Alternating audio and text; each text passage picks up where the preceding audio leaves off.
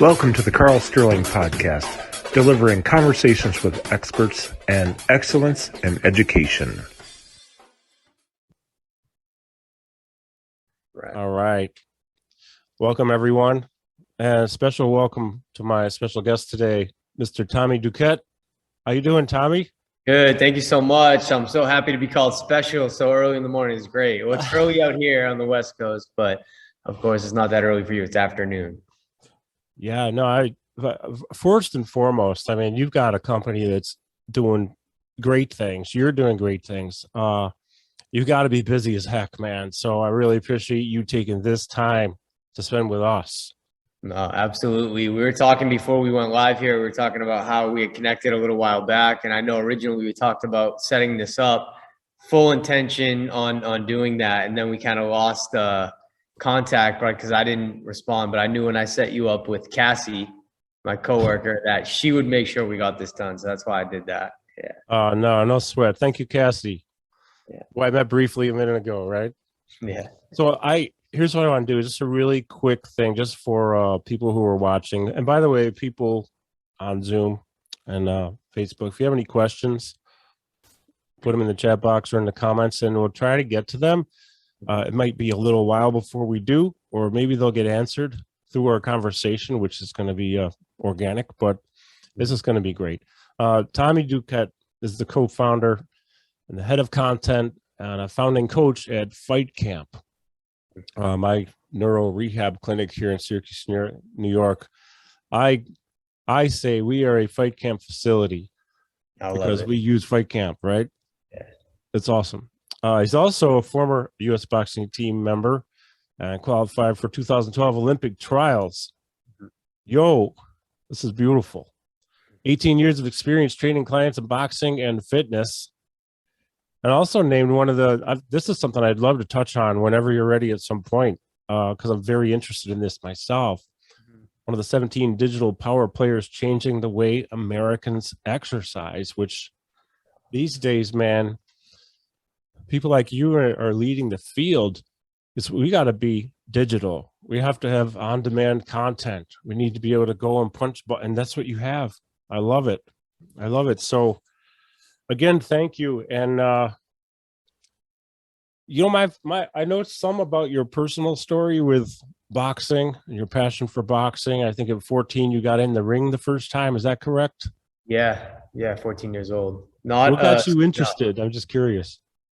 In how that happened? Yeah, what got you interested in boxing? So I was always very interested in boxing because it's something that's sort of, I like to say it's in my DNA. So it goes back in my family. My great-grandfather was a New England professional champion. He had a number of sons. He taught them all how to box. So my grandfather as well was a professional boxer, New England champion. And then it kind of skipped a generation. He passed away when my mother was very young and he only had daughters. But now as his grandson, I kind of carried that torch and I started boxing at 14 and it was almost like, it was more like by accident, but like I said, I was always interested in the sport, but I actually tagged along to a boxing gym with my cousin who was going. And your perception of like what is a boxing gym, especially when you're that age, like you go there and people like punch each other, so I was going, I'm like, I'm gonna go watch. And just like any traditional boxing gym, these old school boxing trainers, like, you tell them you're there to watch, they'll laugh at you and they'll like either get out or like grab a jump rope. So, the rest was history. Yeah, right. Yeah. I'd completely forgotten about that. You're in your family, the upline. You have a history of boxing. Mm-hmm. It's funny, it's just diverting for 1 second. When I was a kid, I'm 61, so I'm much older than you, but I remember in the late 60s. Well, actually, I don't know what year Ali came back as Ali, but whatever that was, I remember that year and watching these heavyweight boxing championships on TV, major networks, and Howard Cosell, he was the commentator, and you'd see Frazier, you'd see Foreman and Ken Norton and all these guys, and my dad and I would watch these guys just in awe of their abilities, really. And of course there's so many others out there that I'm talking old school now, sort of, but the Sugar Rays, the Marvin Haglers, the who's the guy who just got inducted this year? Floyd Merriweather. I mean, talk about skill, right? My gosh. Absolutely. That was fun to watch. I never did Absolutely. boxing and karate, but I never, really fun to watch. I think that in generationally, it's not the same nowadays, but especially back, when you were a kid, it was a big part of U.S. culture was boxing. I'd like to think it still is, right? Martial arts, fighting, whether it be mixed martial arts or boxing, still, is well represented in U.S. culture. But back then, it was the #1 sport in the country, and it was that way for probably over 100 years. And it's a shame that it's not anymore. But I think it has a lot to do, the fact that it has been historically such a big part of U.S. culture is what it represents sort of metaphorically, that idea that, it's very individualistic and you live and die by the work you put in, how much you sacrifice, right? So. I mean, some of the stories of these people, like, what the discipline they'll go through training, nutrition-wise, actually all their daily living habits, every single thing. I mean, that would make them or break them a lot of times as far as their endurance or maybe even winning the fight. But the famous stories about, I don't know if it was Rumble in the Jungle or Thriller in Manila, but I'm sure Ali did what he did before both. But that's some serious discipline, man.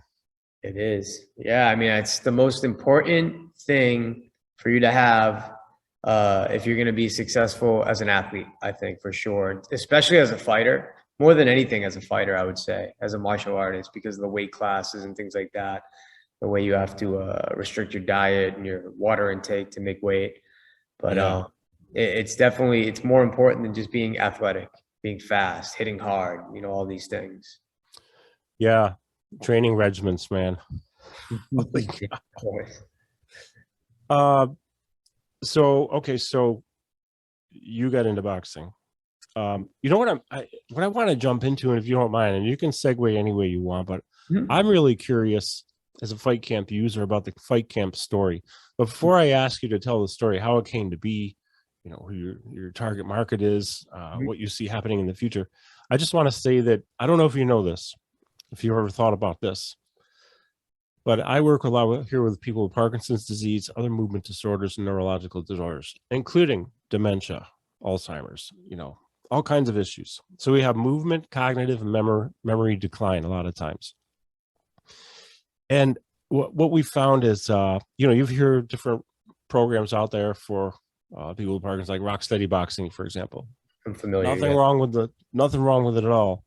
But what I really like is the design that goes into your program, the coaching, because like I always say, people with Parkinson's are people too. Parkinson's doesn't define anybody, right? They have abs, they have a core, they might have tight calves, they might have had a hip replacement. They're people. They just happen to live with this disorder. The thing is, though, is that we get them interactive in any kind of way, but especially when we're boxing. And I don't know, I'm not sure. I know there's a lot of research on cross body patterns, whether it's kicking, punching across the midline, so the two hemispheres of the brain fire better together. I don't know if it's a combination of that and blood flow and oxygen to the brain that's increased, and some of the neurochemicals that are released, like BDNF and all this stuff. But I just want to say to you that your system here works very well for us, and we see improvements in people. We see improvements short-term and long-term. And I have to believe that a part of this has to do with what you put together, and they just follow along and they do it. They're paying attention. And I want to thank you for that. Oh, no, thank you so much, Carl. That's amazing to hear that. And yeah, familiar with Rock Steady Boxing. They had a program at my gym at Boston Boxing, going way, way back. They do great work. And, boxing for Parkinson's treatment is something that's interested me for a while. And I think, what you just said, the two hemispheres of the brain crossing because you're using both hands or whatever is not something I've ever thought of. And that's interesting to think about, but, it speaks to what's unique about the boxing workout compared to other forms of working out. You get up on one of these bikes, the mindless pedaling with the screen, the person yelling at you, saying all types of ridiculous stuff. And, sorry, that wasn't a poke at a competitor.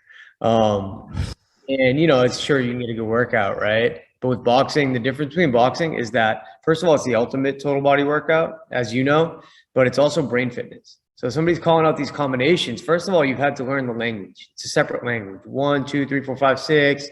Fight Camp, we created our own sort of symbols and things like that to go along with the very basic 1 through 6. So you have to learn the language.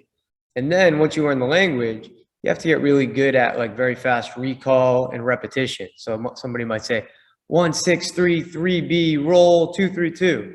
And you have to be able to put that together in your brain. So the exercise, I think, of learning the language, practicing the combinations is exercising your brain in that way that I think probably has a lot to do with a lot of the positive effects that you see.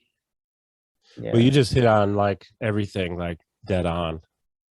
Yeah. Because I mean, it's really interesting you would say that, because that is the truth. That is actually what happens.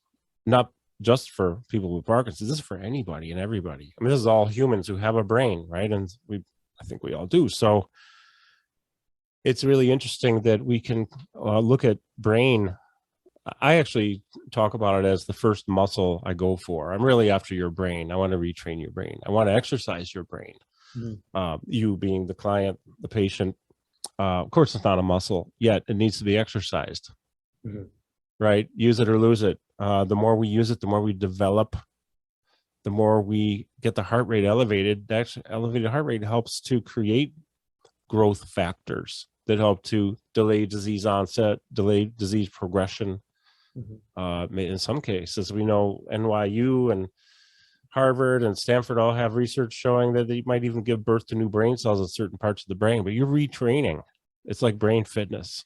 You're learning new stuff. The language, yeah, absolutely. That's a big deal. Yeah. And that can cross over. What we want here is, I don't mean to take the floor here. This is about you, but it's also a reflection of what you've produced, because, and I just can't thank you enough, because what's happened here is now we're taking the benefits they receive, or I should say they're taking the benefits they receive from the recall and all this other stuff we're doing. This goes out the door with them into their personal life. They got to recall something at the grocery store, or they're driving, and a quicker reaction time, because that's another thing too. Training for reaction time, memory, cognition, and just moving. Yeah. So awesome stuff.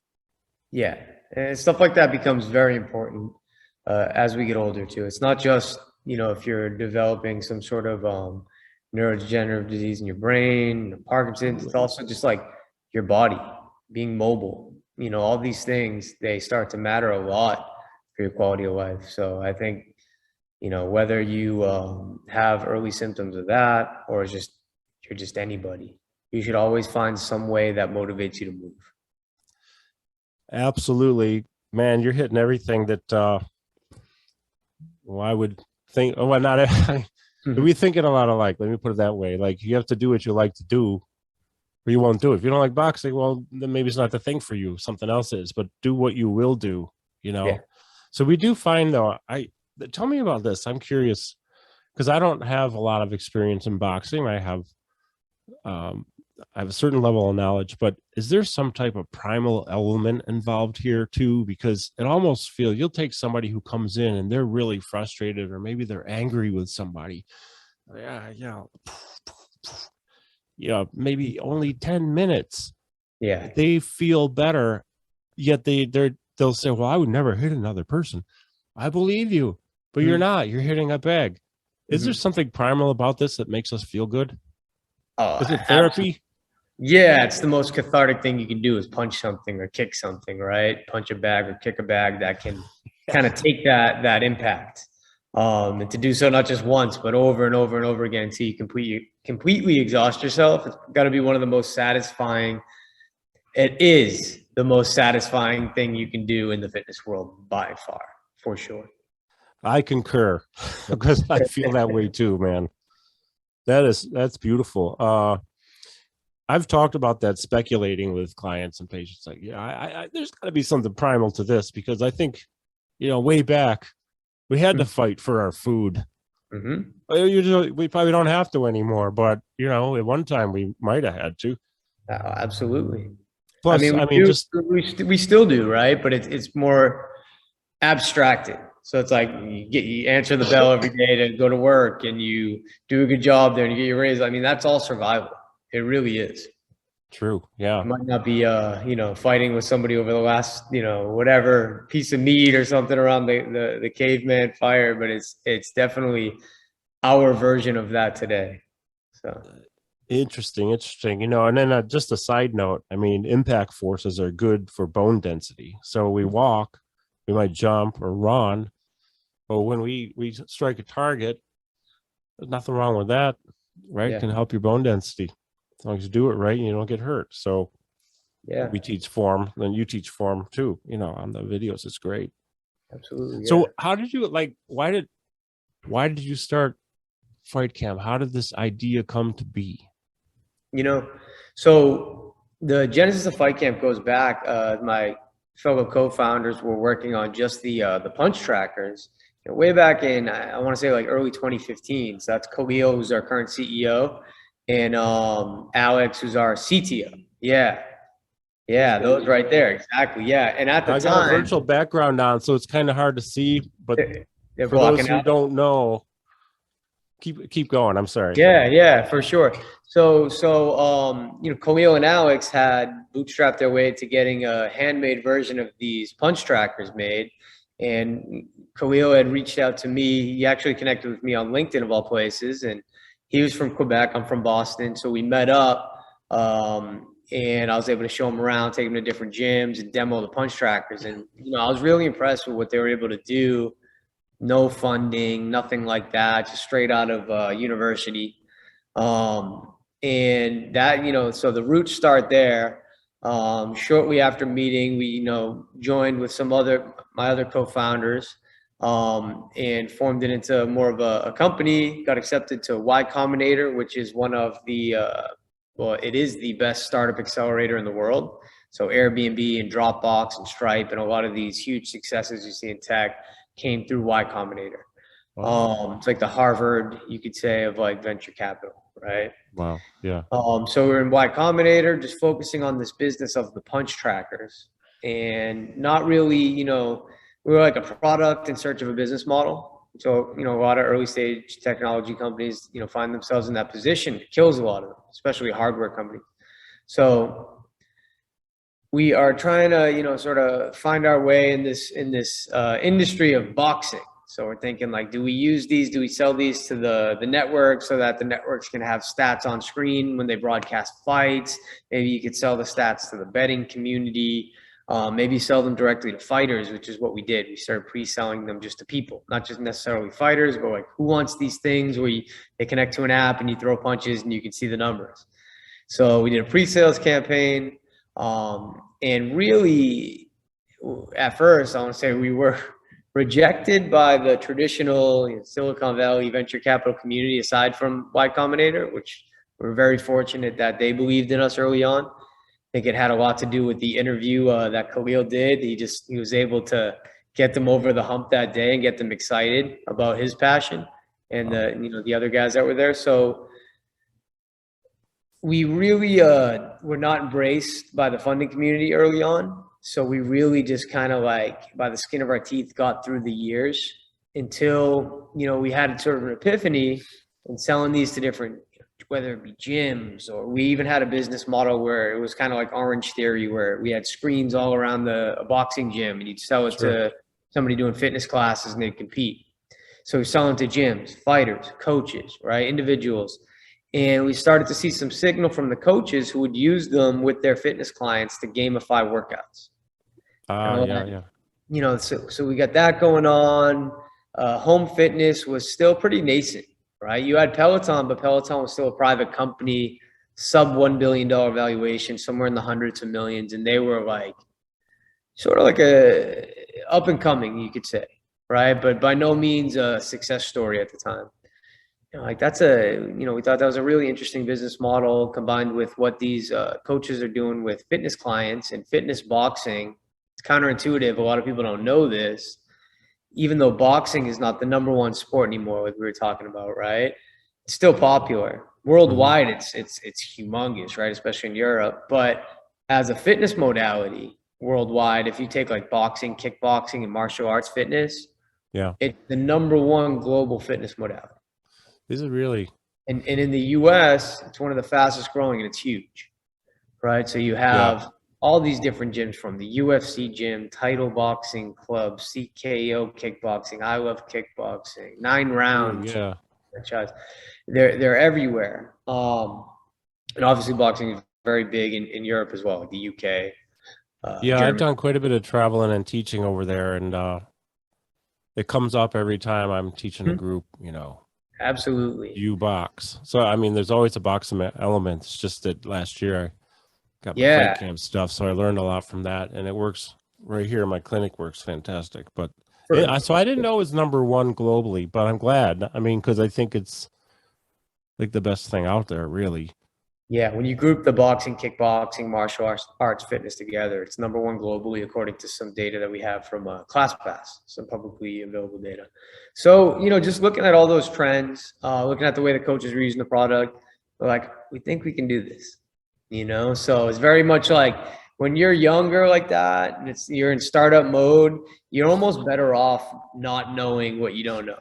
Because if we knew how difficult it would be, we'd be like, oh, that seems impossible. But like, why can't we produce the classes? Like, I used to teach bad classes, and we can get some trainers, and why can't we just get some guy that has a camera, and we just happen to find the right guy? Because you could definitely get the wrong. So we found Griffin, who was our first ever hire, is the kind of guy. He's a guy with a camera. He had 2 cameras. He had some tripods, and he's the kind of guy where he's just like, can you do this? And without knowing whether he can or not, he's like, yeah. And he just do it. And you figure it out. Cool. Yeah. So we started filming workouts.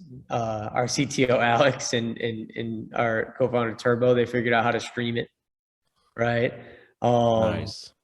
Our co-founder, Patrick, who was working on the algorithms, the motion recognition algorithms after that, figured out how to sell it along with us, you know, Coolio, Chrome, everybody. Good team. Sounds like you have a really good team put together. That's what did it. You know? I mean, these days, man, if you're working solo, good luck. A good team can kick butt, man, and really put you over the top and help a lot of people. Yeah. The end goal for me is always helping people, and that's what you're doing, you know? Love it. Love it. You know, Carl, like a lot of people, they look at the story of the solo entrepreneur. Like, let's say Elon Musk, right? And they think they're going to do that. And a lot of people are really focusing on, you know, in entrepreneurship, they want to own the biggest piece, but maybe of the smallest pie, rather than owning a much, much, much smaller piece of a humongously bigger pie, which usually is better off. And you shouldn't be focusing on ownership that much, especially early stage. Young founders especially, get a group of passionate people that complement you. That's what you need to succeed. Yeah. You're not Elon Musk yet. And even Elon Musk had everybody, you know, he's part of the PayPal mafia is what they call it. Everybody from David Sachs and Peter Thiel and all these brilliant founders, they did this together.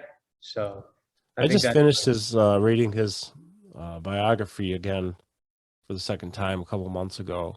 Yeah. And there's a lot of sweat equity in there, but he paid his dues. He had a team with him way back, you know. He's dipping into your space a little bit with Neuralink, huh? I'll tell you, man, there's some serious stuff coming down the pike with Neuralink. That's really cool. Really interesting. A lot of people are afraid of it. I could see why some might be, but I choose to look at potential of positive, because I think there's a lot of good stuff that'll come out of it. I'm really open to it. I'm going to let them experiment on my producer, Cassie, first. But from there, I might let them try it. Yeah. So, by the way, I want to go back to these a lot of these punch trackers, because one of the things that, well, it depends upon the person, but I'm finding that if I can explain to somebody, if they're not into data and collecting data about their workout. Yeah, because we do assessments, we do body composition with a super fancy scale and all that. I mean, we know where everything resides in the body, your fat, your visceral, your segmental, your muscle mass, whatever. That's just one thing. Then we get all this other data from all these other movement assessments. But when it comes to the work output, when your work output, Yeah. we can measure it in certain ways, but with some of the tools we have, we can measure it better and get some hard numbers, right? That's what I love. One of the things I love about FightCamp is these punch trackers. So I got the virtual screen on, so it doesn't show up, but this is the tracker, which fits into the pocket. I'm not putting it in right exactly, but there's two of them, and they have a really cool, handy, USB, plug it in, they charge fast, and the life on the battery is really good. So people are really into collecting data on themselves, and I'm one of them. I want to know how many punches. I want to know all I can know about my work output so I can do better next time. It's really important, especially as it relates to changing behavior. So like, I have a Whoop on right now, right? The Whoop. Whoops, fellow Whoopers. The Whoop too. Oh, that's great. Yeah. Great company. I'm addicted to that thing. Yeah. And it's really changed the way that I sleep and, consume alcohol a lot less because of it. Not that I consumed a lot before, but I just know like it's a trade every time you're going to drink because you're going to see it the next morning and what it did to your body physiologically. Same thing with the way I eat.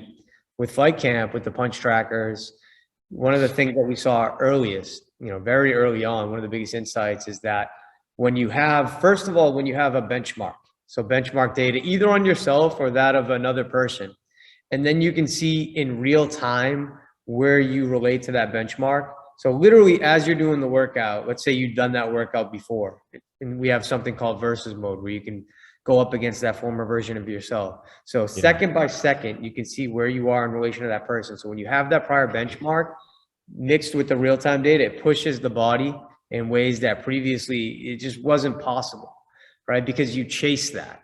You chase that previous score. You chase that benchmark. Yeah. And I'm glad you use the word benchmark. It's actually a word I use here. We need benchmark numbers. We need benchmark data so we can go up against it. And for whatever it is, sometimes it's a reassessment 2 weeks, a month down the road, 2 months down the road, depends upon what it is.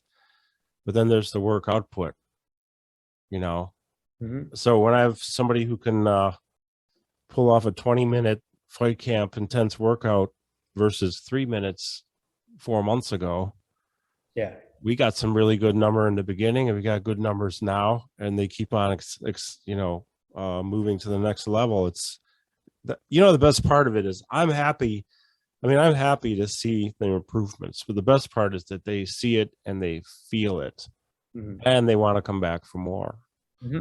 That's pretty motivating. Yeah, it's huge. How about at this point in the FightCamp, with FightCamp, I'm curious, and I'm sorry I don't know the answer to this. Is FightCamp public yet as a company? We're not. Okay. No, that's usually the ultimate goal of a venture-backed technology company. Sure. Is that you either you IPO, that's the ultimate goal, or maybe you sell the company. There's some sort of liquidity event so that the venture capital community or the investment community that helped you get to where you're at gets to have some upside and some liquidity down the road. Right now, we're still a private. We just raised a Series B round about a year ago, I want to say, from some amazing investors, New Enterprise Associates, so NEA, IVP, which is an amazing fund, and Left Lane Capital. They're some of our biggest backers in the VC community. And CAA, Creative Artists Agencies, they invest alongside. Oh, nice. Yeah. You guys, I think you've talked about this online before, is you got some people who some of our listeners like I'm not sure a lot of people would have heard of the people that invest alongside them. One of them is Mike Tyson. Mike Tyson. Nobody knows about that guy, man. Yeah. George St. Pierre. You have to look him up. George St. Pierre, the former Really? George St. Pierre did? Yeah, Hall of Famer, amazing. Oh, he's a total, he's a badass, man. Yeah, we actually got to have a call with him right before he invested. And these are guys, by the way, like a lot of times a tech company, especially in the connected fitness space, will say that so-and-so quote unquote invested, but there's no primary dollars coming from these people into it's more like, I invested because I'm going to do a social media post for you and I'll do it for free, but we'll value it at X. And that's what I invested. But Tyson Ty- actually came into you like twice, didn't he? Didn't you meet him twice? Who is it?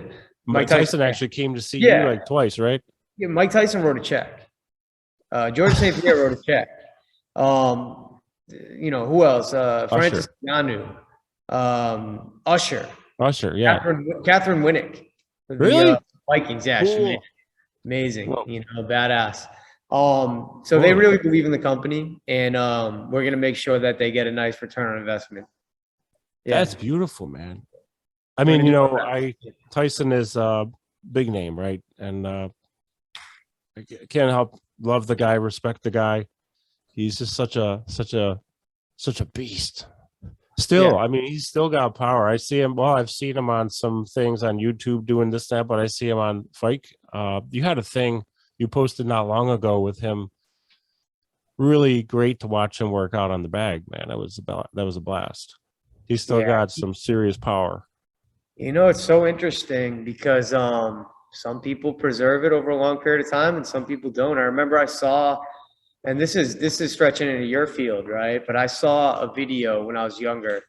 I was boxing, everything else. So I saw Joe Frazier hit the bag, and it's like older Joe Frazier. I forget how old he was, but they put the gloves on him. They're interviewing him. They're like, he's about to go hit the bag. He's a legend. I'm not trying to disparage him at all. He went to hit the bag, and I'm thinking like, oh, he's still going to be badass for his age. He's going to be amazing. He started hitting the bag, and he was just kind of like, he wasn't mobile. Something wasn't firing up here for him to be able to do that. And it scared me. Like, man, this is the field that I'm in. And that's another reason why. Part of the reason why I didn't take boxing to that professional level is that's something that really did weigh on me. Not just that incident, but just knowing that happened. So I saw him, and he couldn't really fire off, and it was really sad. And I think we ended up losing him several years later after that video came out. But you see Mike Tyson, who's he's not old, right? He's only in his I think early 50s.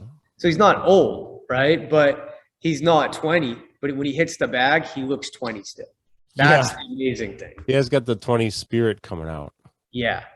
Yeah, he just still has all the speed, all the maybe not the same, but he seems like a 20-year-old when he hits the bag with how athletic he is, how powerful he is, how fast he is. So there's something about his brain body makeup that's allowed him to preserve that over time. Maybe it's the work that he's put in. Maybe he's been good about that, or maybe it's just genetics or a combination of both.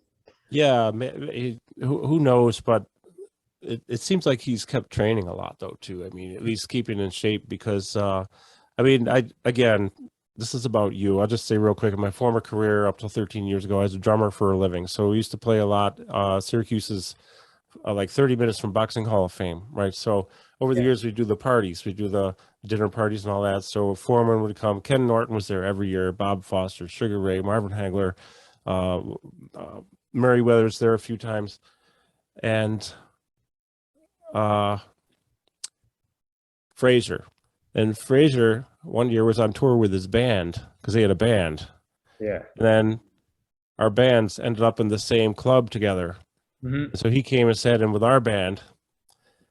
And I loved him. I loved him to watch him fight, but he couldn't sing. And this was towards end of days, too. It was very heartbreaking. So I don't know what happened. And I'm not disparaging either. I'm just saying I saw him towards the end. He sang with us. He couldn't walk well. Just things weren't firing right, and it's sad to see. It is. Yeah. And that, it makes you appreciate these athletes that much more because they know the risk that they're taking and they do it anyways.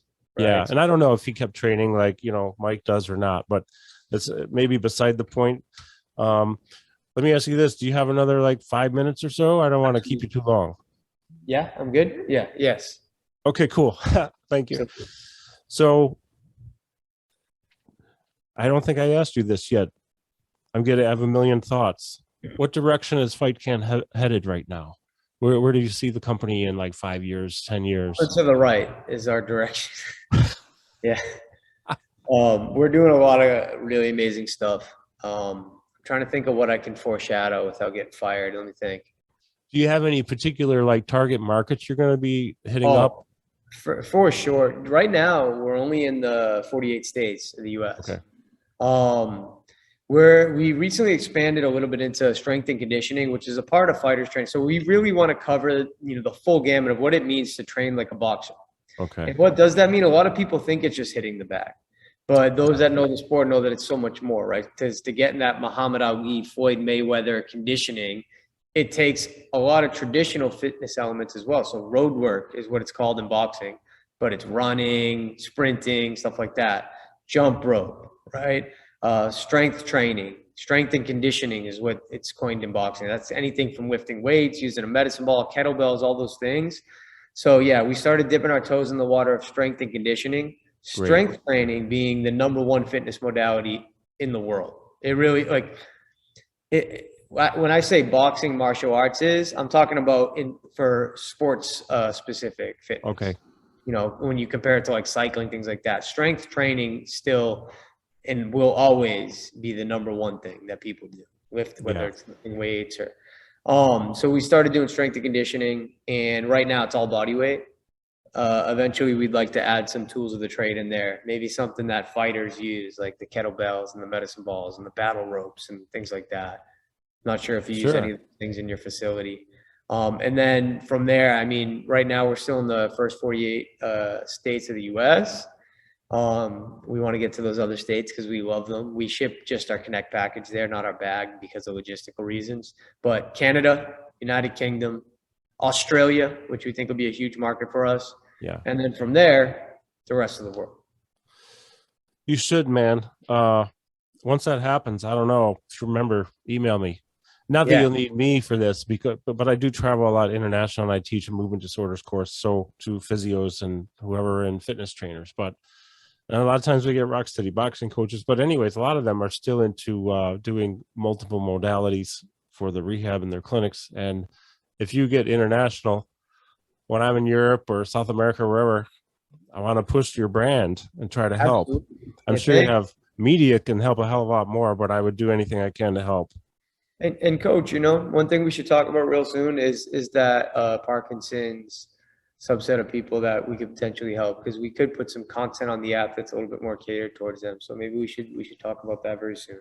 If you have like literally 90 seconds after we stop recording, I'll just share one thought with you, and then you can ponder that. Absolutely. Well, I have to say a few things. Number one, you already have on the workouts, you get to choose these different workouts in the FightCamp app, right? And then we actually stream it to a TV here, a big screen. So they got big screen and they're right in front of it, and they're just, so there's no like, that's something that I love. So we're able to stream it to big screen, but you're doing other exercises too. So, you might be doing some core stuff, doing some squats, doing this and that. It's not just boxing. It's a variety. If you want to go just boxing, you can find that on the FightCamp app too. And I love it. And benefits we see for those who follow me, which I appreciate your followership. You've been very supportive over the years, people, and it keeps growing. So thank you. But from people with movement disorders, any kind of neurodegeneration of the brain, all right, cognitive decline, things like that. We know that if we can elevate our heart rate, we know we can, if we do it for long enough, a few minutes, 15, 20 minutes, we can start to get this brain-derived neurotrophic factor, which is created by the brain, and then it circulates within the brain. It helps and attaches itself to brain cells to help maintain cellular structure, cellular integrity, slow down the death of dying brain cells, and in some cases, in 2 areas of the brain, hippocampus, olfactory bulb, possibly, maybe give birth to new brain cells. Hence why a lot of people with Alzheimer's, early stage Alzheimer's, improve their memory after like 6 months of cardio 5 days a week for 30 minutes. So if you find the cardio you like to do, if boxing is it, I recommend FightCamp. And, plus we have the cognition benefits, the reactive training, the full body workout, not just your muscles, your musculoskeletal, neuromuscular skeletal system. Your visual, everything is just all integrated so beautifully in the FightCamp app. So I just needed to get that out there, and people can go, if they want to get FightCamp gear and the app, they go to fightcamp.com. Is that correct? That's right. Yeah. I have one last question. And by the way, folks, we did not have any kind of communication before this, really, to speak of about what our content would be. I just knew what I wanted to ask Tommy. If you had one piece of advice to give pretty much anybody about health, wellness, what would it be? Start small. This is what I say to everybody. Everybody thinks like, okay, on January 1st, change my life. I'm going to eat nothing except for lettuce, work out 14 times a day, every day, and buy every supplement at GNC, every single one. And they do it, and they get through day 1, and then they get to day 2 and like, shit, I'm sore. This is work. I'm just going to eat one Snickers.